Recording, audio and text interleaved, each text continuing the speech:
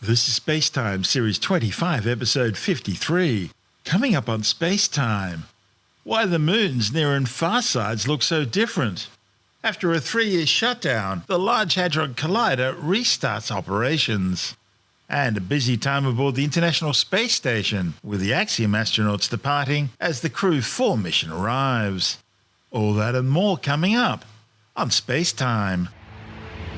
Welcome to SpaceTime with Stuart Gary.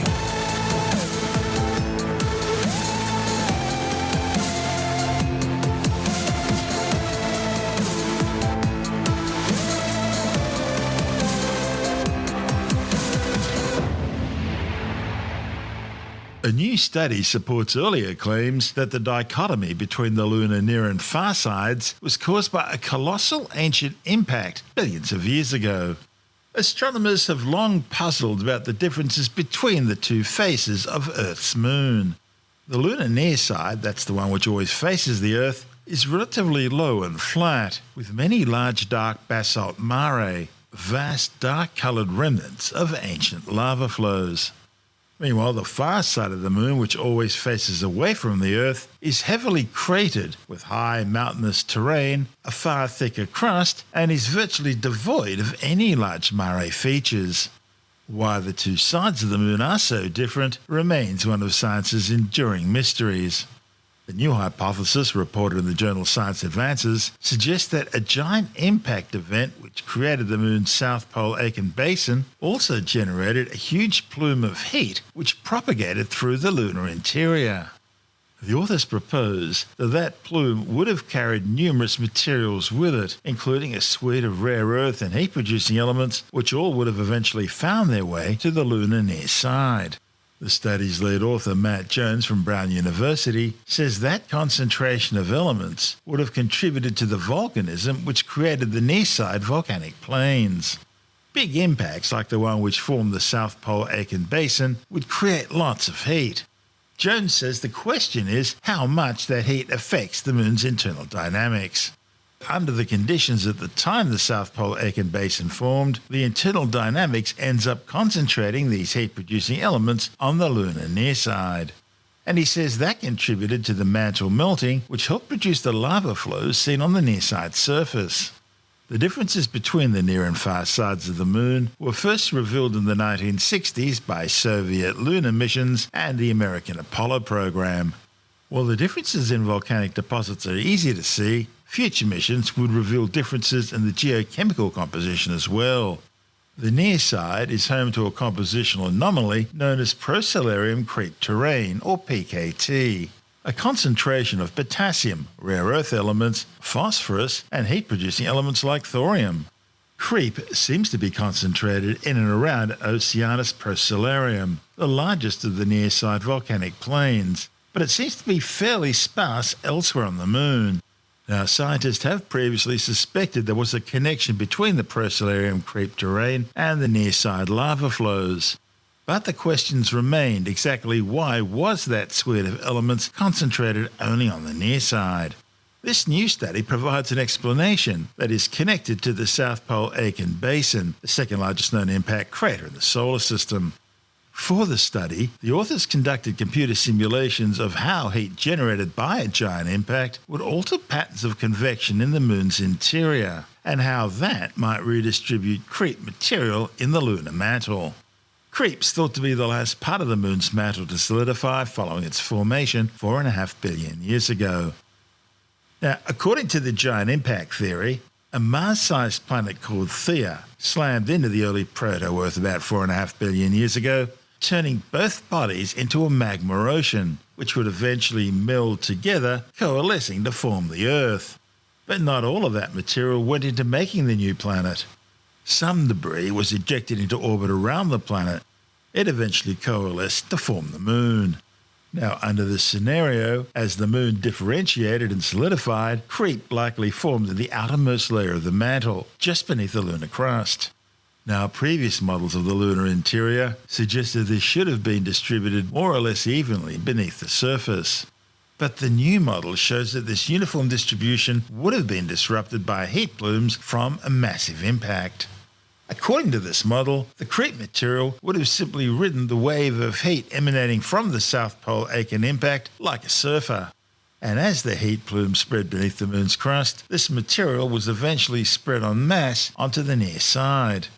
To confirm their hypothesis, the authors ran numerous simulations from a number of different impact scenarios, including a dead-on hit right through to a glancing blow.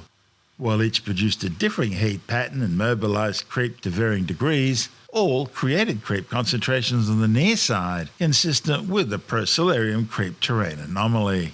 The authors believe their work provides a credible explanation for one of the moon's most enduring mysteries.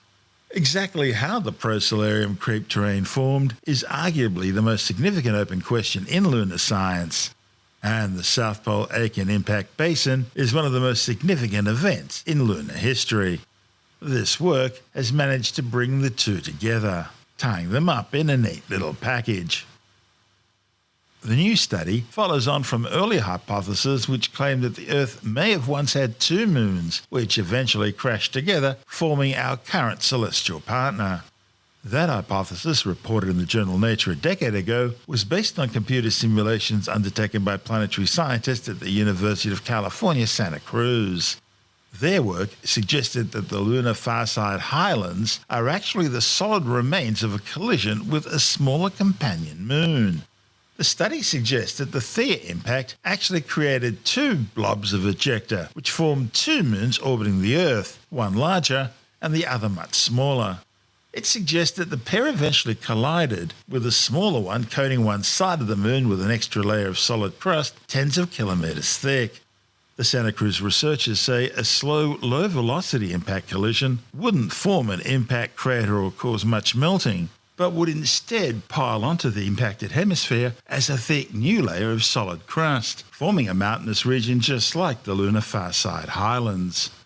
The authors hypothesized that the companion moon was initially trapped in a gravitationally stable Trojan point, but it became destabilized after the moon's orbit expanded away from the Earth, something the moon's still doing today at a rate of about 3 centimeters per year.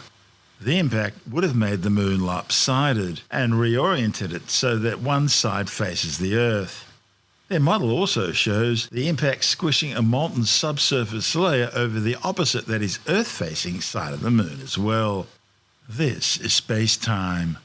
Still to come, the Large Hadron Collider restarts operations after a break of over 3 years, and the Axiom Space Ax-1 crew return to Earth following their visit to the International Space Station. All that and more still to come on SpaceTime.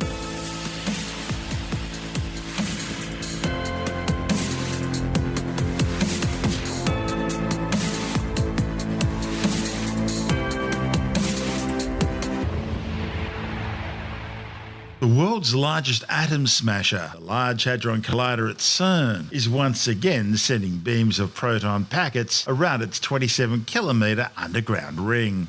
The restart of the giant particle accelerator 100 metres below the Franco-Swiss border near Geneva ends more than 3 years of upgrades and maintenance work at the facility. Beams of protons injected at 450 billion electron volts are now being sent in opposite directions around the ring, guided by cryogenically cooled superconducting magnets at speeds of 99.9999% the speed of light. In physics, an electron volt is a basic unit of particle energy.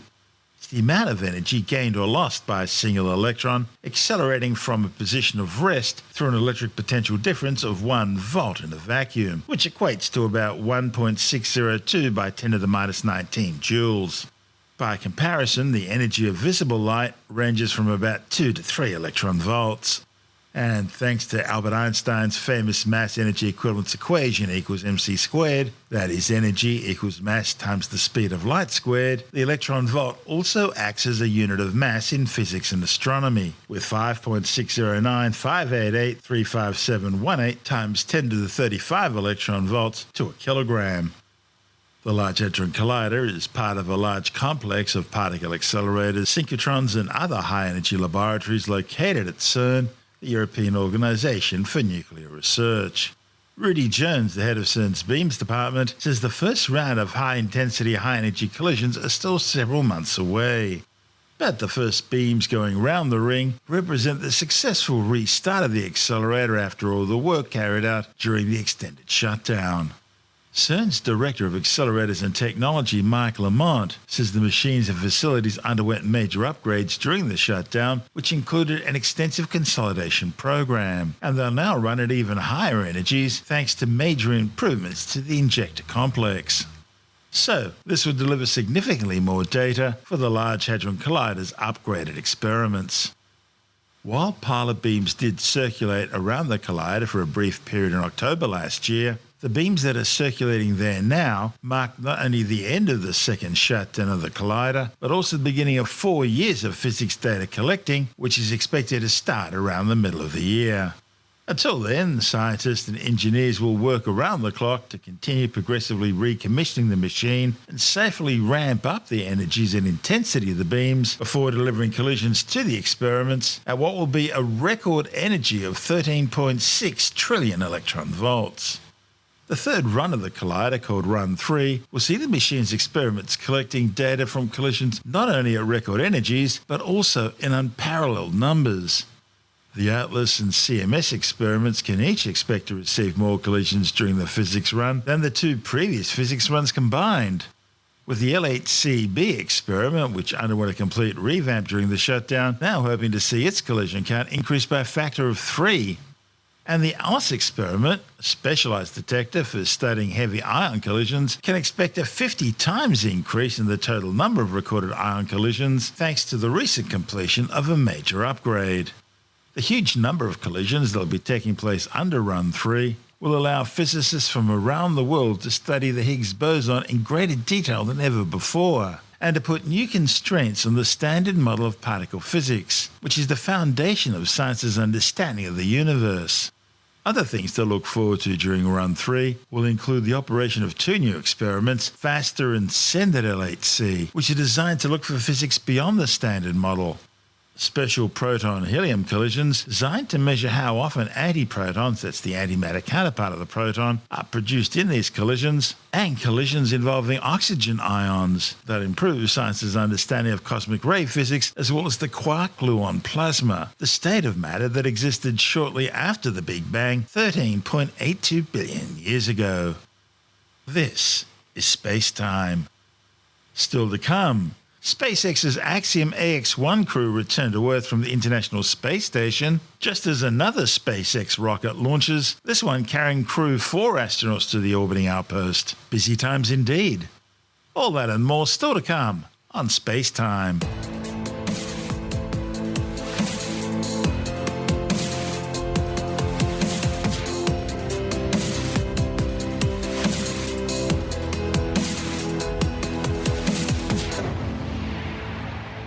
The SpaceX Axiom Ax-1 flight to the International Space Station has ended safely, with the team splashing down in the North Atlantic Ocean off the coast of Florida. The return of the first all-private flight to the orbiting outpost was delayed by a week due to bad weather conditions in the splashdown zone. The 4 scientists and engineers on board commenced their deorbit burn a day after undocking from the space station, with a splashdown occurring 38 minutes later. So they undocked from the International Space Station yesterday at 9:10 p.m. Eastern. The Dragon capsule performed a couple of maneuvers to basically line everything up in preparation for re-entry. We jettisoned the Dragon trunk to expose the heat shield, and we closed the nose cone after performing a deorbit burn, which was the final burn. That's the burn that locked us in, committed us to splashdown today. So once that burn was concluded, we shut the nose cone, locked it up, and now the crew is just waiting to come back home. In the lead up to today, SpaceX has selected primary and alternate splashdown locations off the coast of Florida. Splashdown on either side of the Florida Panhandle. We have 2 identical and fully equipped recovery vessels ready to support, one in the Gulf of Mexico and the other in the Atlantic Ocean. The selection process takes into account a lot of different variables, including what landing sites are available and which have favorable weather. High winds, some rain, it's all been a challenge. But that's why we have redundancies, right? So, today our primary landing site gets the crew home off the coast of Jacksonville, Florida. And for return, we'll be looking at a number of weather items. Some of the obvious ones are no rain or chance of lightning in the recovery zone, both for the safety of the crew inside the capsule and also the recovery teams on the water that assist crew. So we're also looking for wind speeds less than 15 feet per second or about only 10 miles per hour and relatively calm seas. So it's a pretty precise place for you to splash down in. So that we can safely execute recovery operations, which includes landing a helicopter on the recovery ship to fly our crew back to shore. All right, blackout start is predicted at 16:53:04 and blackout end at 16:59:40. How copy? I copy start 165304 and end 165940. Good copy. All right, so we got an update on our blackout period. We're waiting to see if we get comms back.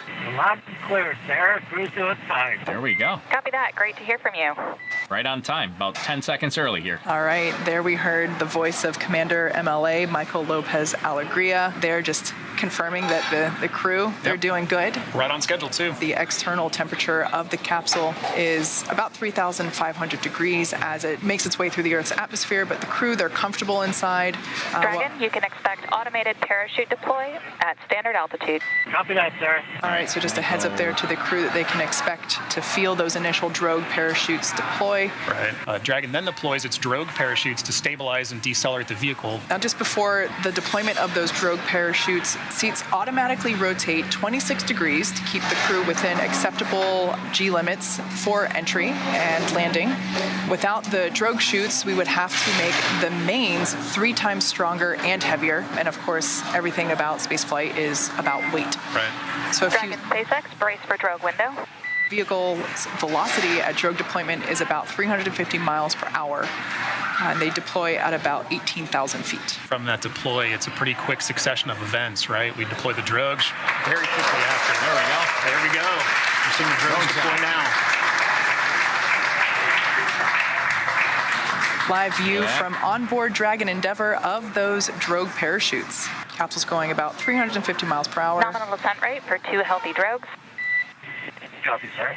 All right, mains will be coming out here in That's what you love to hear from inside the capsule. Exactly. Because unfortunately they can't 20 seconds. see the parachutes, so to hear that call out that their drogues are healthy, it's great news. the mains come out at about 6,500 and feet. having that single voice at the core, talking to crew, letting crew know that they're going into a planned LOS, and then coming back. All right, There we go. there's the 4 mains deploying. Looks like we got 4 mains. Just need to see them disreef there. All right, so We have visual on 4 mains. So there we heard that confirmation of 4 mains deploying. And descent rate nominal. Look at that, all 4 Gorgeous of them shot coming out. Of those 4 main parachutes. 1,000 meters. Copy 1,000 meters.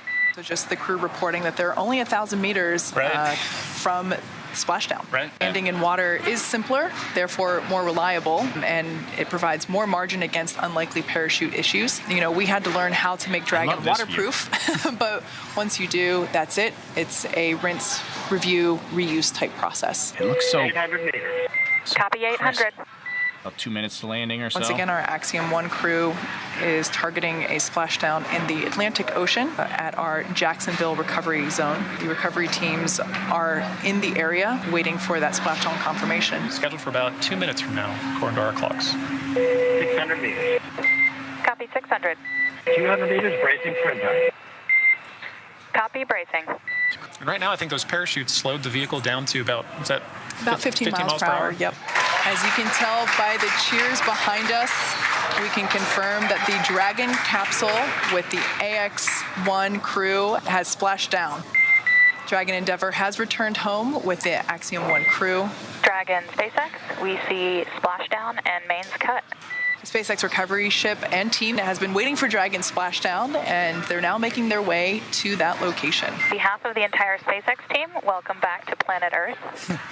The Axiom 1 mission marks the beginning of a new paradigm for human spaceflight. We hope you enjoyed the extra few days in space, and thanks for choosing to fly with SpaceX. The Ax-1 flight was designed to pave the way for Houston-based company Axiom Space to eventually develop its own orbital space station. Unlike previous space tourism missions, the private Ax-1 crew spent more than 1,000 hours training up for the flight. and most of their time on station was dedicated to conducting specific research designed to help better explain microgravity's effects on the human body. Axiom plan to build their orbiting space station by launching their own research and habitation modules, which will initially be attached to the International Space Station. And eventually, once they have enough modules up there to be self-sufficient, they'll detach and move into their own separate orbit. The start of a brave new world. This is SpaceTime.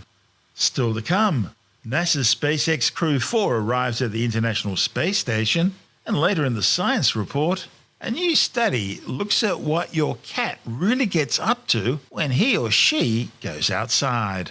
All that and more still to come on SpaceTime.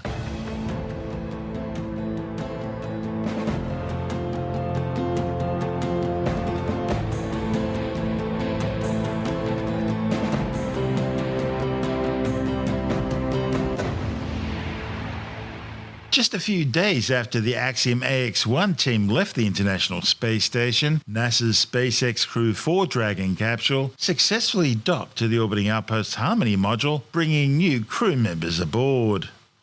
The crew had launched 16 hours and 23 minutes earlier from Pad 39A at the Kennedy Space Center at the Cape Canaveral Space Force Base in Florida. 10, 9, 8, 7, 6, 5, 4, 3, 2, 1, 0. Ignition and liftoff. Go Falcon. Let's freedom range. Guiding speed 34. Vehicle is pitching downrange. Copy 1 Alpha. Freedom soars and the Dragon flies forward. Vehicle already pitching downrange. All 9 Merlin engines have lit. Stage 1 propulsion is nominal. Getting good performance on stage 1 propulsion already. We are T plus 35 seconds into the 4th rotational crew mission on board Dragon and the Falcon 9. The 9 Merlin 1D engines on the first stage are beginning to throttle down. Stage 1 throttle down. In preparation for max Q. This is where the vehicle will experience the highest amount of aerodynamic pressures, so we'll throttle down the engines in preparation for that event. Vehicle is supersonic. All right, so we've passed the speed of sound. Max Q. And there's our call out for max Q. Stage 1 throttle up. So right after max Q, we will begin to throttle those engines up again. Copy 1 Bravo. 1 Bravo, so we're in the second and final abort mode for the first stage. Continuing to get good performance though. The crew already pulling in excess of 2 Gs. And coming up next is going to be a couple of events in rapid succession. Yep, in about 10 seconds here, we're going to be performing engine chill on the second stage MVAC engine. And then in about a minute, we're going to start off with MECO, also known as main engine cutoff. This is where those 9 engines, those are going to cut off and in preparation for stage separation, where the first and second stages will separate from one another, and then the single Merlin vacuum engine on the second stage will ignite and continue to carry our Crew 4 astronauts to orbit. We heard that MVAC chill has started. Stage 1 throttle down. The 9 Merlin engines starting to throttle down. And MECO. Stage separation confirmed. Ignition. We see that second stage engine light. We're in 2 Alpha, the second abort mode. The second stage is lit, continuing to carry the Crew 4 astronauts onto orbit. So right now, the first stage is making its way back to Earth to attempt its 4th landing on our drone ship, a shortfall of Gravitas. The crew, they are continuing with their journey to outer space. Good performance on that lone Merlin vacuum engine on the second stage. The cruise G-load dips right when we hit that separation event, and it's going to continue to build up now. Just heard acquisition of signal Bermuda. That means we're Dragon, now... SpaceX, nominal trajectory. Freedom copies, nominal trajectory. That was our guidance, navigation, and control officer. Nominal trajectory. Dragon's pointed in the right direction, continuing its flight to orbit. We heard Bermuda called out. That's one of the ground stations now receiving telemetry from the Dragon as it continues its path uphill. The first stage has a couple of events itself in order to land on our drone ship. So at T plus 7 minutes and 25 seconds, it's going to start its entry burn. It's going to be one of 2 burns. This is where 3 of the 9 Merlin Dragon, engines SpaceX, nominal trajectory. on the first stage will relight and burn for about 30 seconds in order to slow the vehicle down before hitting the denser parts of the Earth's atmosphere. Acquisition of signal, New Hampshire. All right, now on the New Hampshire ground station, another call out there from our guidance, navigation, and control officer, nominal trajectory. Second stage continues to power. Call out just then, propulsion is nominal, the engine performing as expected. Crew pulling a little more than 1.25 Gs right now. Again, that's going to continue to ramp up, peaking just before we get to that second stage cutoff. Yep, this single engine here, Dan, can produce over 220,000 pounds of thrust in the vacuum of space, so they are definitely feeling it. We're already about 200 kilometers in altitude. Dragon, SpaceX, nominal trajectory. Freedom copies, nominal trajectory. Great call out that we are headed in the direction that we need to, and we just heard from Shell, the commander. And we should get one more of those trajectory check-ins in about 30 seconds from now, and then we'll start to hit our events in rapid succession as the first stage continues to make its way back home. The second stage will start to wrap up its job of delivering these astronauts into orbit. Dragon, SpaceX, nominal trajectory. Stage 2, flight termination system. So for those just joining us, we are entry burn startup. just under 8 minutes into flight. We have 4 astronauts as part of the Crew 4 operational mission. This is our first stage with 3 of 9 Merlin engines reignited and slowing down the first stage before we hit the denser parts of the Earth's atmosphere. So this first stage has one more burn left. Burn shutdown. That's going to happen just before the T+9 minute mark, and then we'll attempt a landing for the 4th time on our drone ship that's currently parked in the Atlantic Ocean. So as that entry burn completes, Terminal guidance. we're in the final stages of the second stage's flight into orbit. We're about to pass through several of the different abort phases, which essentially correspond to areas along the very northeastern seaboard of the U.S. and then across the Atlantic and off the coast of Scotland. But continuing to get call-outs that stage 2 propulsion is nominal. Copy, Shannon. And the call-out of Shannon, Ireland, that's Stage 1 transonic. indicative of our final abort zone. And after this second stage engine shuts off its engine, we are going to be listening for the confirmation of a good orbit, which tells us that the crew shutdown. and Dragon are where they need to be in Stage orbit. 1 landing burn. Dragon, SpaceX, nominal orbit insertion. And that was the call out that we wanted on the second stage We're glad to be in orbit. of the Dragon, first stage. SpaceX launch escape system is disarmed. Landing legs have been deployed, returning back to Earth for a 4th time. Just like that, a 4th landing as part of the Crew 4 mission. You can hear the applause behind us. But prior to this, Acquisition of signal, Newfoundland. we heard that the crew has been successfully inserted into a good orbit. They're still attached to that second stage, which at this point is going to continue to coast for a couple of minutes. It's got small reaction control thrusters on the upper part of the second stage that can be used to cancel out rates, essentially making sure that they're on a stable coast before we get to that separation event, after which we'll see Dragon Freedom flying free for the first time. The new team members will join the existing Expedition 67 crew already on station, focusing on microgravity experiments, material science, health technologies, plant science, and research, hoping to prepare for longer duration space flights, both to the moon and eventually onto Mars. The Crew 4 mission also marked the 5th SpaceX flight with NASA astronauts, including the Demo 2 flight back in 2020 to the space station, which are all part of the agency's Commercial Crew program.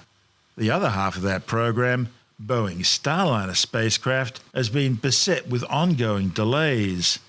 However, the latest word is an unmanned flight to the space station is likely to take place as soon as May 19.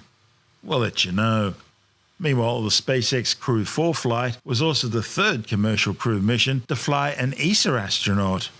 Italian Samantha Cristoforetti will take over from German Matthias Maurer and be responsible for operations within the US orbital segment of the space station, which comprises American, European, Japanese and Canadian modules. This report from ESA TV. Exciting days lie ahead for ESA astronaut Samantha Cristoforetti aboard the International Space Station, ISS. Known as Minerva, the Italian ESA astronaut launched to the station from NASA's Kennedy Space Center in Florida in a Crew Dragon spacecraft. For her first mission, Futura, which was provided by the Italian space agency ASI and began in 2014, Samantha flew to the ISS on a Soyuz vehicle. Regarding the vehicle, the training experience has been definitely quite different. On Soyuz, I was a flight engineer, so sort of like a co-pilot. I had a very deep knowledge of the systems, and I was a full backup of the commander for all the tasks on board. On Dragon, I will be a mission specialist, so I will not have a direct interaction with the systems on board. That will be a responsibility of my two crewmates, Chell and Farmer. So my training load was a lot smaller in this case. Like all ESA astronauts, Samantha will carry out many scientific experiments on the ISS and within the European Columbus laboratory. The space station's weightless environment provides opportunities for research that is not possible on the ground. The name of Samantha's second mission, Minerva, is inspired by the Roman goddess of wisdom, handicrafts and the arts. It's a homage to the competence and craftsmanship of all those who make human spaceflight possible. The name also represents the traits Samantha attributes to human spaceflight. I also like to play with words, and for each letter that makes up the name Minerva, I can think of a word with that initial letter that gives context and meaning to my flight to space, but in a broader sense to human space flight. So M for marvel, I for inspiration, N for nourishment, which can be physical nourishment, but also spiritual nourishment. E for exploration, R for research, V for voyage, and A for adventure. The theme of exploration, voyage, and the human achievements of spaceflight are also echoed in Samantha's new mission patch, which features Minerva's sacred owl. The eye of the owl is a yellow moon casting a white glow onto Earth. Its beak is reminiscent of the shape of the International Space Station, while the two lines also symbolize Samantha's two missions to space. The owl's body is made up of waves of ever darker blue, encouraging humankind to rise to the challenge as we move further into deep space. An ambition Samantha shares. Yeah, I'm very excited, of course, about the next program of human space exploration, the Artemis program. ESA plays a major role in that we provide the service module for Orion, for the spaceship that will bring astronauts back to to the orbit of the moon. And I really hope that this is just the beginning, and that Europe, the countries and the member states of ESA and ESA will be more and more ambitious when it comes to capabilities regarding human space flight, so that we can be more and more in the future equal partners as we expand our presence in space. This is SpaceTime.